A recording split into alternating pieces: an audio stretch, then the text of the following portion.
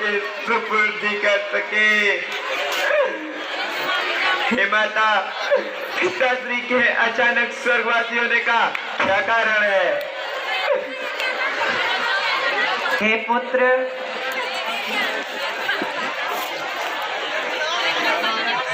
महाराज के पास एक समय का मेरा 2 वरदान थे। मैं सुंदर समय देखकर मैंने उनसे मांग लिया। एक वर्ष से मैंने तुम्हारे लिए अयोध्या का राज सिंहासन, दूसरे वर्ष से राम को 14 वर्ष का वनवास।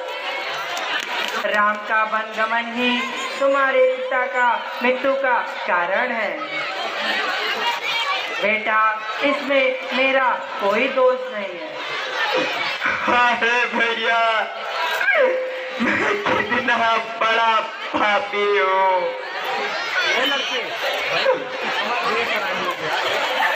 हे पुत्र, ये तो कहने का समय नहीं है। जीते जी महाराज ने सभी सुखों का भोग किए हैं। मरने के बाद वो वैकुंठ को प्राप्त किए हैं।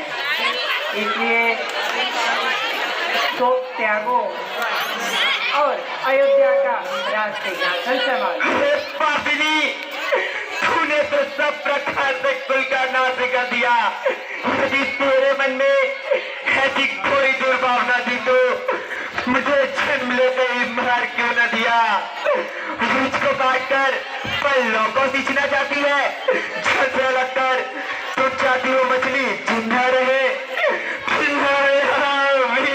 मुझे अच्छा किया है प्यार वो तूने, उजाड़ा मुझको दुनिया से, किया उपकार वो तूने, विरह का तीर छाती से किया है प्यार वो तूने, लगाया घाव कर मेरे धर्म अंगार वो तूने।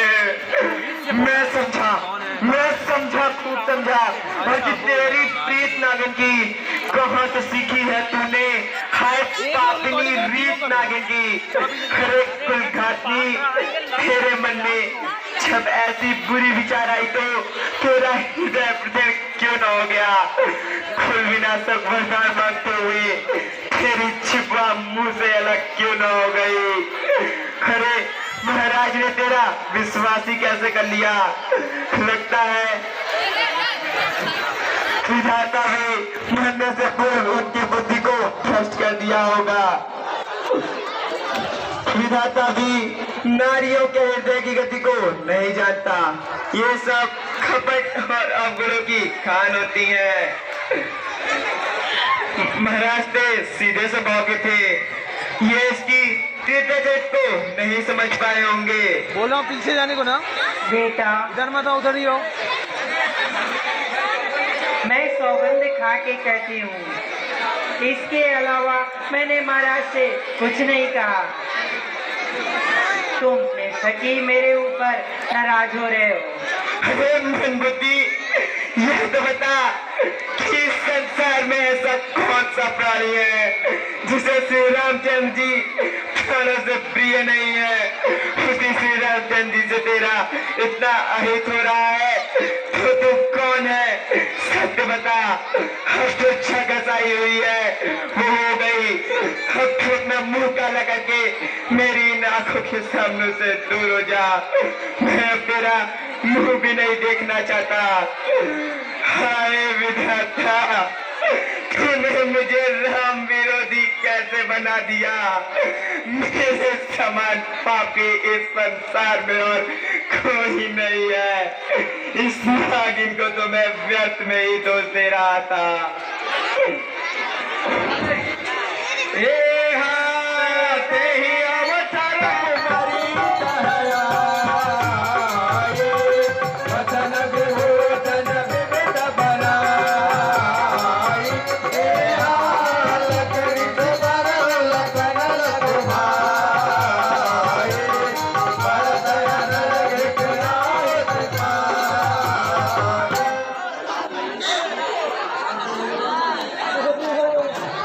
कहाँ जाना है? इधर नहीं जाओ, पीछे जाओ, पीछे जाओ, मना किया गया ना यहाँ पर खड़े रहो तो उधर लाइन के पीछे रहो। ये बूढ़ी आंखें फरस गई। यही उल्टा सारे झगड़े किसी के कारण ऐसा हुआ है। मैं नहीं छोड़ूंगा। छोड़ो भाई, अभी से मानने से क्या होगा? इसे तो जो करना था इसने कर दिया। चलो माता कौशल्या के पास चलते हैं।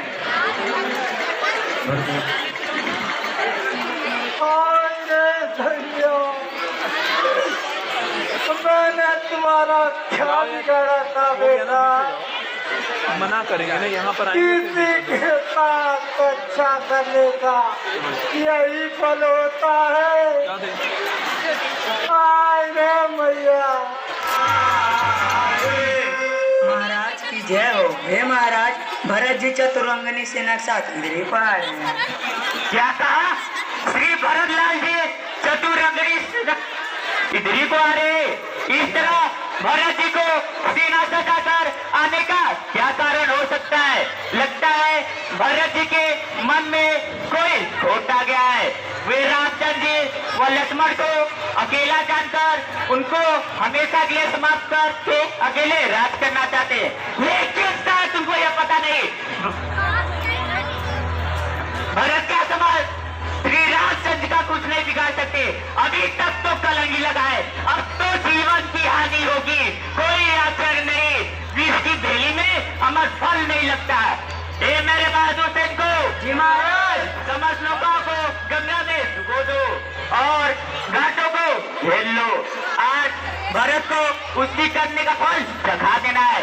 यदि सौभाग्यवश उनके हाथों मारे जाते हैं तो वे भी हमारे हित में ही होंगे। जैसी आ गया महाराज।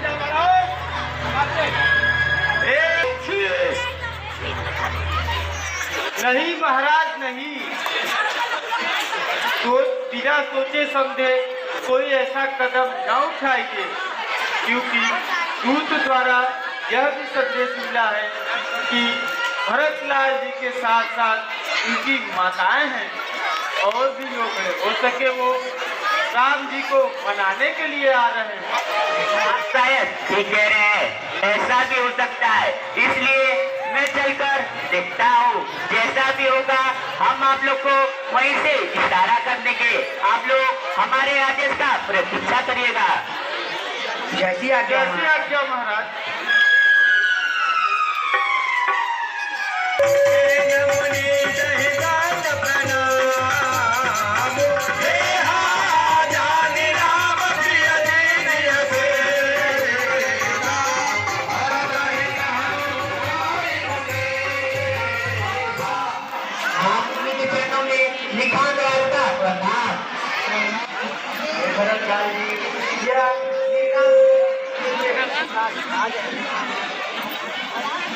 तेरी महाराज जी, हम आपसे मिलकर धन्य हो गए।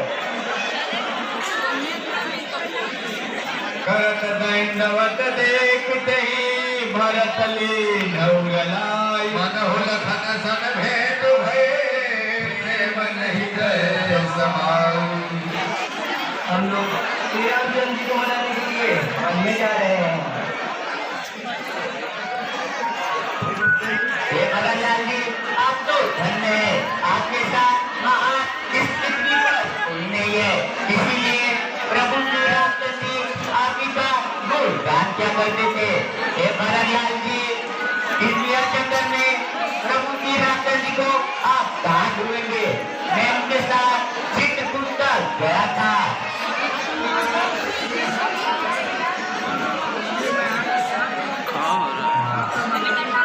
इसलिए हम आपके मार्गदर्शन के चलेंगे। आप हमारे पीछे पीछे आइए। मेरे साथियों, हम लोग सारी नौका को इधर लाओ, हम लोग को उस पार करना है। सॉरी।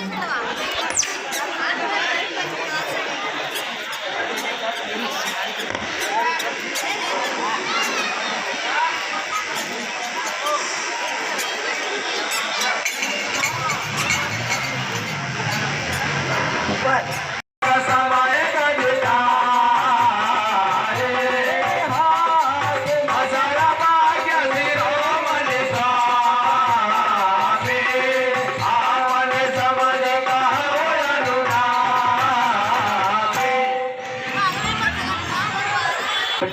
प्रभु। हे प्रभु, पता चला है भरत जी चतुरंगनी सेना लेकर इधर को आ रहे हैं। लगता है भरत के मन में राज्य का मोह हो गया है। मैं आपकी शपथ खाता कहता हूँ, यदि त्रिलोकी भी आज उसकी रक्षा में आ जाए तो मुझे नहीं बचा सकते हैं। वे भाई ठीक रहा क्या दो, भाई को अब समझूंगा मैं। अन्याय न्याय पर चलता है, जब कैसे होने दूंगा मैं। वैसे ही हृदय जल रहा, न जली माटी करतूतों से। क्या दुख है राज्य छूटने का, पूछे कोई राजपूतों से। इतने पर भी वो संतुष्ट नहीं, सेना ले लड़ने आता है। असहाय समझ वन में हमें फेरने पकड़ने आता है। ये नहीं जानता है कायर कि जीवन की नीतोनियों की। यदि घर में एक बड़ा होता तो बड़ा एक वनों में भी।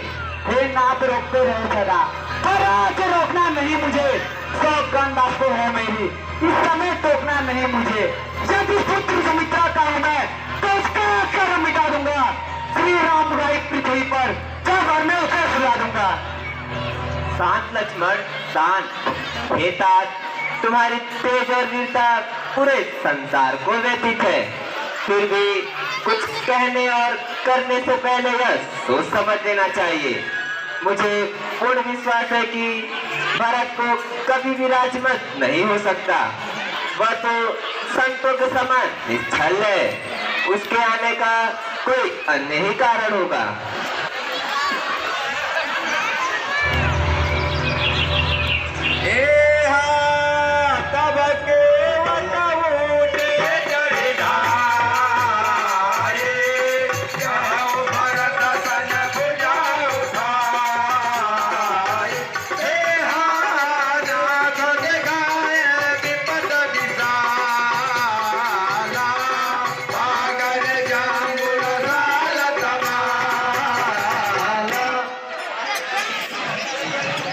भरतलाल जी, वो देखिए दूर तक बड़े बड़े पाकड़ आप जामुन के वृक्ष दिखाई दे रहे।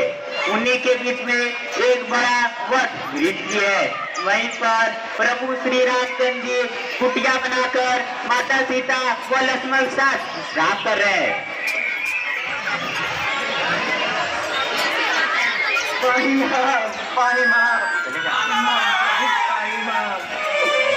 चलिए उठाए और लाए कृपा।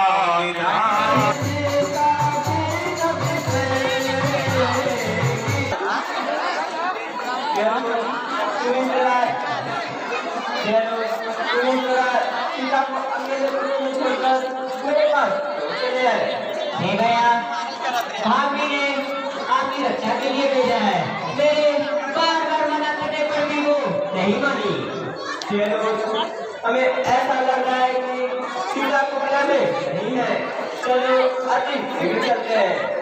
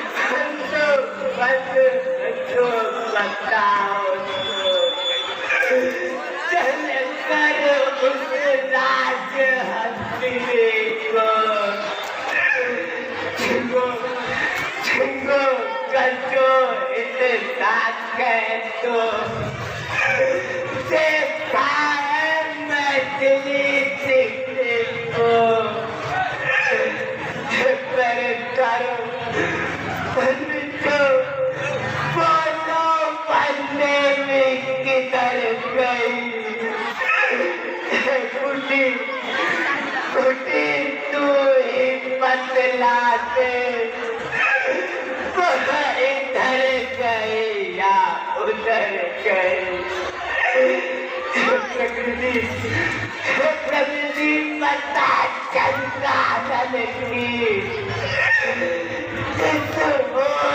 किशोर चकोर गई मुझे पत्नी व्रत वाले पति की पति रता किशोर गई हंसते व्रत में काटू